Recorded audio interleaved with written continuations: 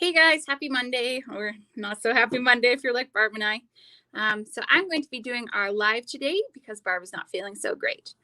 So I just wanted to start off by introducing myself. I'm Emma. I am a dog training professional, and I am also an enrichment consultant here at Pet Subscription Boxes. So I've been here for about 2 months, and I'm really enjoying it because I get to test products and help Barb choose the stuff for the boxes. So that's been quite fun. So we're going to be starting a bit of a series on enrichment. Like, what is it? What are the different types? I find as a dog training professional myself, I get caught up in using the word enrichment a lot. And to the average pet parent, it doesn't mean a whole lot, or they don't totally know what I mean when I say it. So I think it's important to just kind of talk about it. I'll say what I mean by it and why it's important and all that kind of good stuff. So if you're here, you can just pop on, say hi. If you have any questions, drop them below. I'd be happy to answer any questions that anyone has. But if not, I'll just get a little bit started on my kind of spiel here. So the definition of enrichment is altering a dog's environment to, altering a dog's environment so that they voluntarily interact with it to improve mental and or physical health. So put simply, that would mean replicating behaviors that they would do in the wild. So this is important because a lot of us work 9-to-5 jobs. Our dog is home all day, and sometimes that just little 20 minute, half an hour walk around the block isn't everything that they need to feel enriched and fulfilled. So kind of one of the really important themes here is your pet's mental health. So there's kind of a hashtag going around right now that mental health is important for dogs too. Oh, let me stop and do a disclaimer here. I love dogs. Dogs is where my heart is, so I will probably mostly be referring to them. But honestly, this is for cats, fish, anything you have. I'll try to make sure to remember to include those guys in this conversation. But honestly, yeah, that I'm going to refer to dogs because that's what I know and love. So so there's kind of a hashtag going around for mental health matters for dogs too. And I think that's really important because if I asked you to list the things that you did for your dog's physical health, you would say, I feed it good food, I take it to the vet for its annual checkups, I clip its nails, take it to the groomer. All these things that you do, you make sure that their teeth are in good health, that their coats are in good health. All of these things that we do to make sure they're physically well maintained. But then if I asked you, I'll just give you a second, what are you doing for your dog's mental health? So I just want you to think about it. You can jot down a couple ideas, what you do for your dog's mental health every day, or even a couple of times a week. Like, it doesn't have to be every day, but just kind of think about that for a second. So one common one would probably be taking your dog on a walk. That's great. But that would be a little bit saying like the only thing you do for your dog's physical health is feeding them good food. There are so many more aspects that your dogs need. Just because you feed them good food doesn't mean that their teeth won't need extra work, that their nails won't need to be clipped, that they won't need to have their ears cleaned every now and again. So there's just so many things to think about. And that's why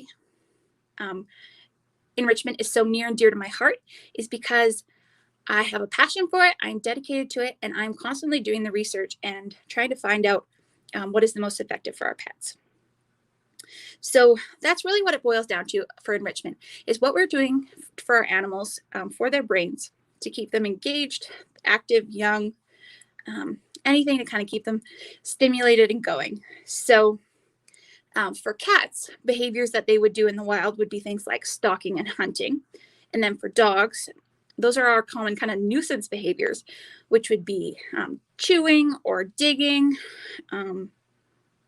and tracking. So I'm sure if anyone has like a bird dog or sporting dog, they know that if that nose gets kind of a whiff, they're gone. That's what is a normal behavior. And so what I really want to emphasize here is, like I said before, that these nuisance behaviors that we sometimes find are really these dogs' natural behaviors. So the idea behind enrichment is not depriving our dogs of these things, but finding alternate outlets. So a lot of times with my clients, they're like, oh, I just can't stand my dog. So I'm just trying to think of an example. It just barks at the window all the time. Well, I'll probably recommend or ask these people, like, what do you do with your dog daily? Like, what does your routine look like? And often this dog is barking at the window because that's how they're finding enrichment. That's how they're letting out their feelings. That's how they're having fun. Just like with chewing. Oh, how do I stop my dog from chewing my furniture? Well, you can't stop a dog from chewing. It's a natural behavior. So rather, we are going to give it more appropriate things to do this with. We are going to be adding stuff to its environment to help it voluntarily interact with those things to let out those natural behaviors. So again, I'm a pet professional. I often use this word enrichment, and no one really, it kind of get the glazed over look of like, yeah, whatever. So I really want to kind of help you guys understand more. And so preparing for this live, I was trying to think of an analogy or something that would really help you guys to understand not only the importance of enrichment, but the importance behind the pet subscription boxes as a whole.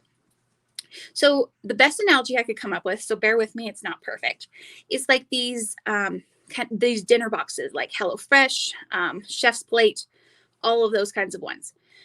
So you don't buy that box because you don't know how to cook or you don't know how to shop or any of these things. You're doing it so you don't have to do the research of finding a new recipe. You're not having to go to the store to get these new, all these spices and ingredients that you may not just have available and ready for you to use at any moment. You're buying this box because someone else has got it ready for you. They ship it to you. All you have to do is put it together and serve.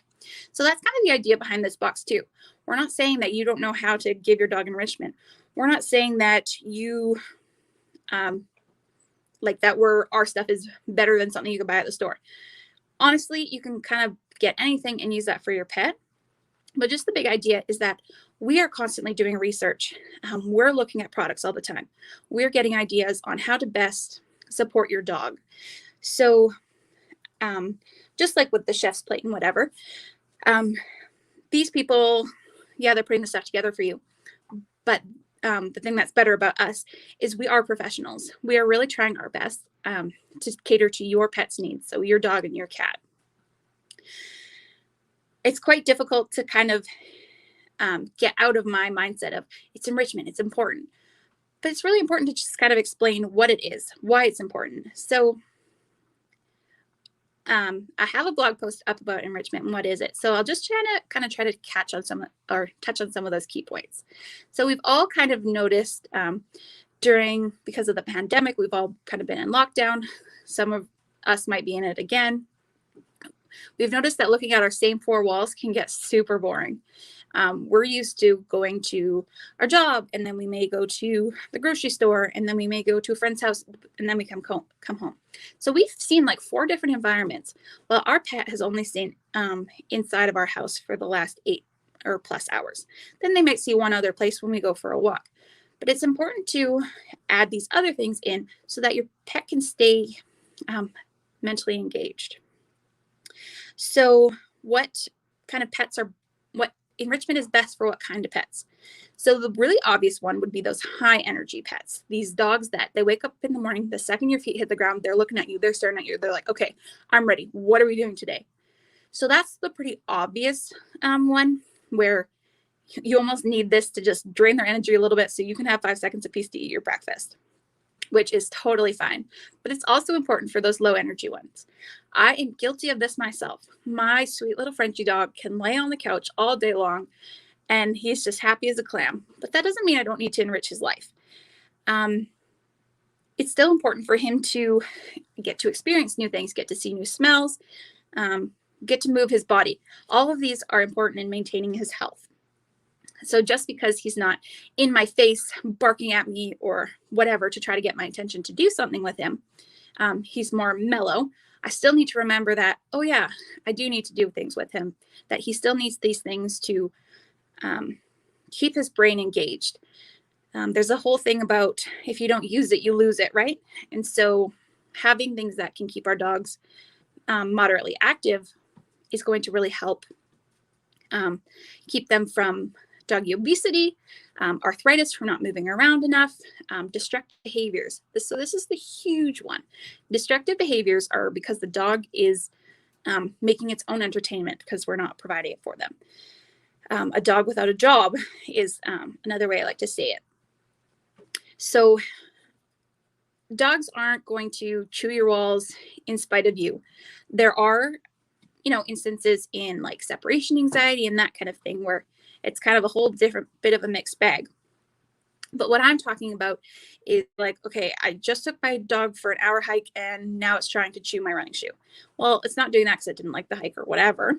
It's doing that because its body may be a little bit tired, but its mind is still kind of buzzing. I don't know if you personally have ever been like, had a super long day at work. Your body's physically tired, but your brain is just buzzing with all the things you're thinking about from the day, what you have to do, blah, blah, blah.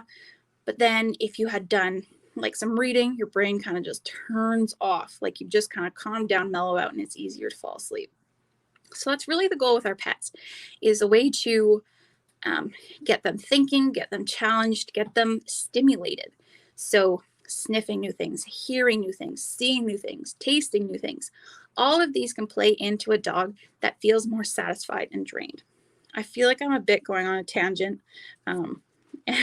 and might not be making sense. So if I'm not making sense, like slow down, tell me to go back to something. But just enrichment is so near and dear to my heart because a lot of people are coming to me saying that they have these problem behaviors when really all they need is to add a little bit of extra enrichment to their pet's environment. So in our boxes, a lot of the things we do are food related, and that's because our pets have to eat. There's just no two ways around it, right? And so why not make that more enriching for them?